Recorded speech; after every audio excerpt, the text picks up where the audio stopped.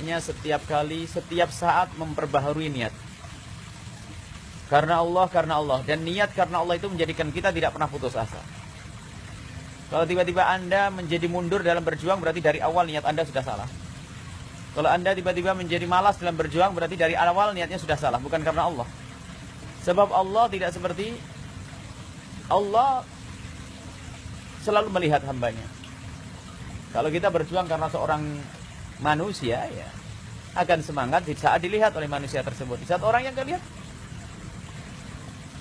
kontrol Buya. Tidak ada apa artinya Buya Yahya.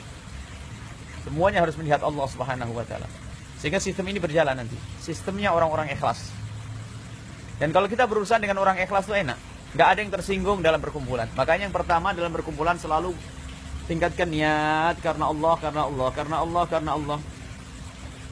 Kalau sudah orang berjuang karena Allah, nggak akan mudah tersinggung di saat kita tegur dan sebagainya. Karena tahu karena Allah Subhanahu wa Ta'ala. Tidak akan putus asa dan semangat. Dan karena Allah, bukan karena manusia. Kalau karena manusia hitungannya adalah standarnya adalah besar kecil perjuangan misalnya. Kalau ini nyumbang 500 juta baru dianggap kan manusia.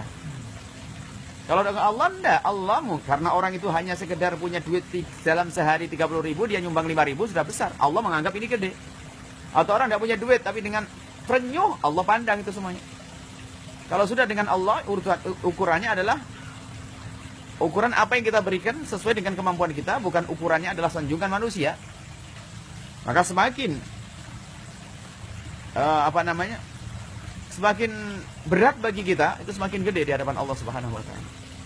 Ya berat ini bukan, kalau duit 100 ribu bagi orang yang punya duit 50 juta ya enteng.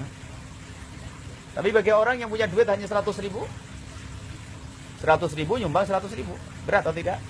Berat, gede pahalanya. Makanya jangan mengukur kemampuan Anda. Jangan melihat kecilnya kemampuan Anda. Itu adalah merendahkan nikmat Allah. Tidak boleh bersabar kecil hati, saya tidak punya apa-apa, saya tidak bisa apa-apa. Wah, ini bukan karena Allah. Mungkin Anda tidak punya duit tapi punya tenaga. Nggak punya duit tapi punya ide. Nggak punya duit tapi punya semangat. Itu adalah keikhlasan.